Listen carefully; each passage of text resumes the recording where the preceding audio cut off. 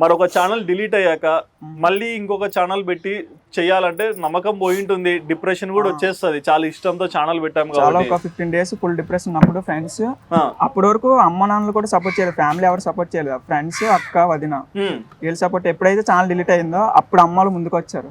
అమ్మ నాన్న అన్నయ్య ముగ్గురు మాయలు ముందుకు వచ్చి నువ్వు చెయ్యి, ఏం కావాలో మేము ఇస్తాము, ఎవడో చేయాల్సిన పని ఏంటి, నీకు ఎవడో హెల్ప్ చేయాల్సిన పని ఏంటి, మేమే చేస్తాం, నీకు ఏం కావాలో చెప్పి, ఏం కావాలన్నా కొంటాం, ఎంత కావాలని ఇస్తాం, నువ్వు చెయ్యి, ఇదే చెయ్యి అన్నారు.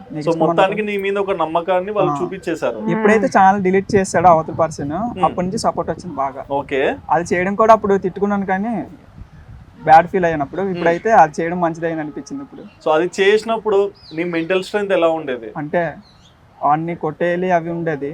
తర్వాత అక్క ఫోన్ చేసి కొట్టేస్తే నీ ఛానల్ నీకు వస్తుందా, నీ సబ్స్క్రైబర్స్ నీకు వస్తారు అంది. అదే కలిసి కంటెంట్ పైన చూపెట్టి అంది. అక్క అయితే బాగా సపోర్ట్ చేసినప్పుడు. ఓకే, అప్పటి నుంచి మొత్తం చేంజ్. ఇంకా